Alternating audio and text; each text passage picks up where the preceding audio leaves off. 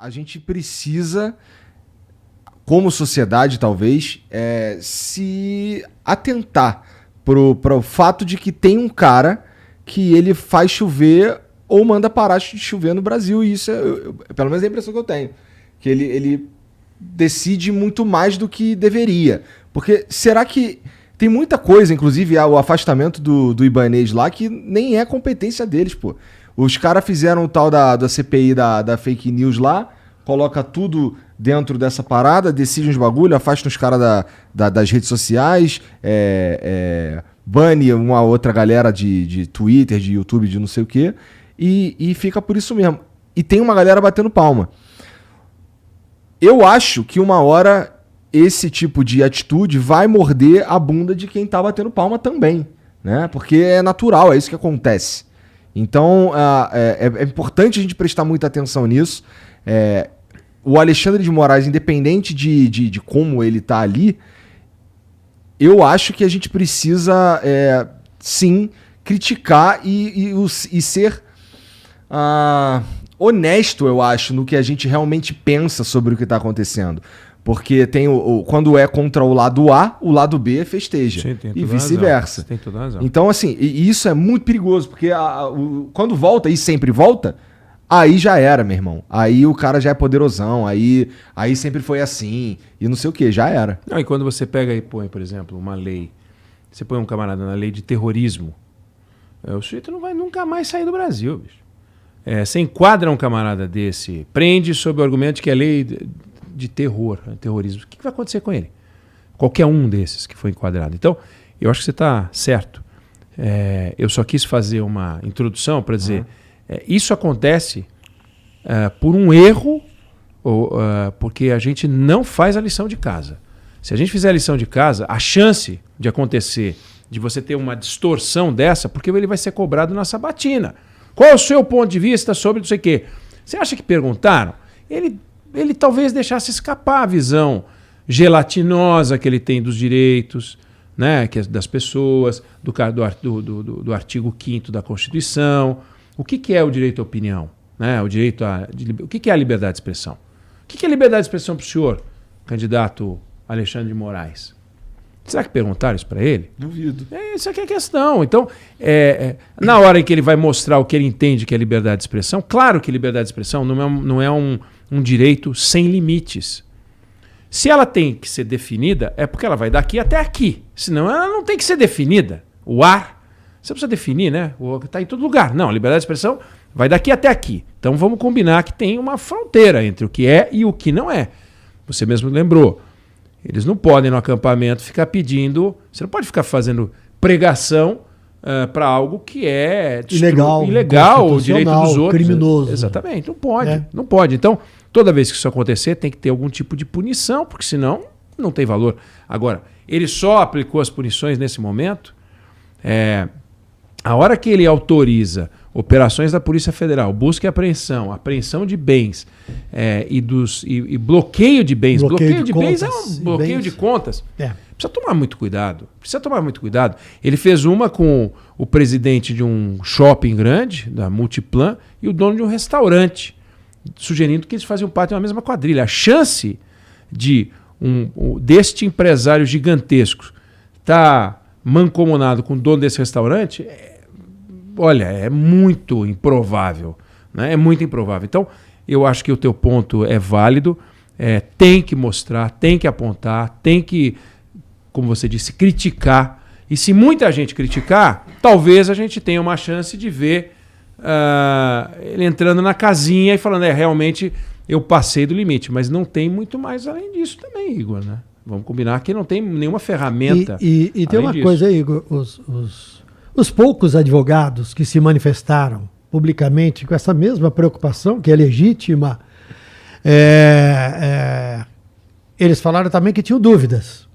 Ficaram na seara da dúvida. Olha, eu tenho dúvidas se ele podia adotar esta posição, se ele não precisava ter ouvido isso, se isso não precisava ter sido decidido pelo Superior Tribunal de Justiça. Mas acabaram sendo poucos, e também eu acho que a situação é tão diferente, e a situação exigia, ou ainda exige, né, decisões tão sérias e tão importantes, que ele é o único que também botou a cara a tapa. E aí então também fica todo mundo na dúvida e pisando em ovos aí para... E com aquela hipótese, não. Isso é o que a gente sabe do que ele sabe, mas de repente o que ele sabe é muito mais e a gente não sabe, então ele tem mais coisa. Pra mim isso é um outro problema, porque o lance lá da... Quando eles metem essa da CPI da fake news, que é um processo, é uma parada sigilosa, a gente nem sabe por quê, qual foi o que levou o Alexandre de Moraes... Você tá falando do inquérito. Sim, mas não, porque é que ele pega... Por exemplo, ó, o sábado, ou sexta, sei lá, 3 foram expulsos das redes sociais. Foi a Bárbara, eu acho, do Te Atualizei, o Nicolas e o Monark. Foram banidos. Banidos hardcore mesmo, eles não podem aparecer em outras coisas, sabe? Eu não posso chamar o Monark aqui, por exemplo. Senão o meu canal vai pro espaço. Aconteceu algo semelhante recentemente.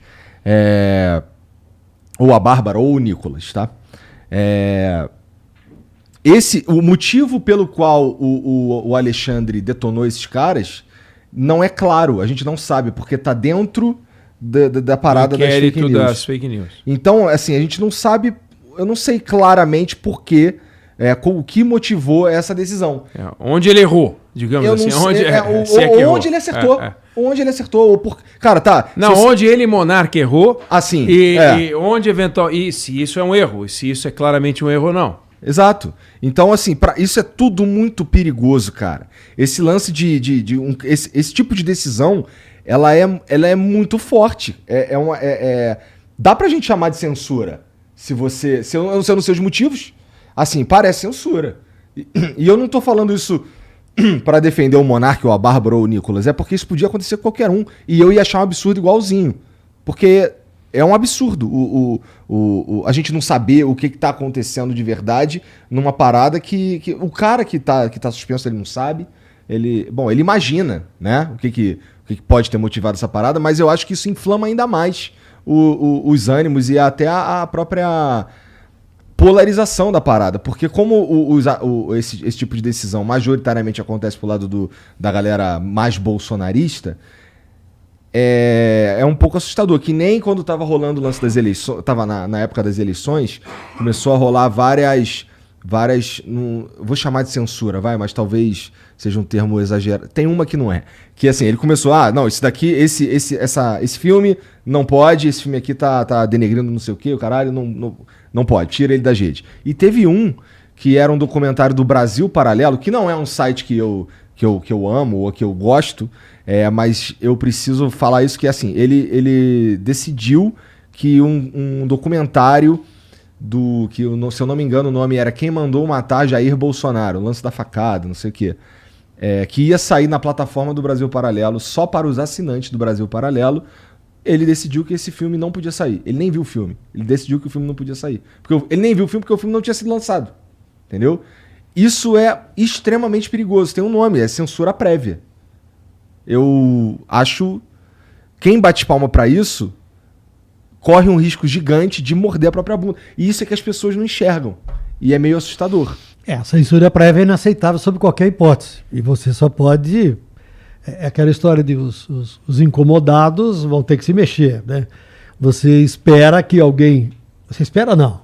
Se alguém comete algum tipo de infração, ilegalidade, inconstitucionalidade ou crime, só depois que isso for cometido é que você pode tomar qualquer ação. Eu confesso para você que eu não me lembro, não estou enfurnado nesse caso especificamente. Mas, sem dúvida alguma, a gente teve ao longo desse período a retirada do ar de algumas pessoas, de algumas páginas, de algumas coisas, depois que elas aconteceram. Sim, sim. E aí o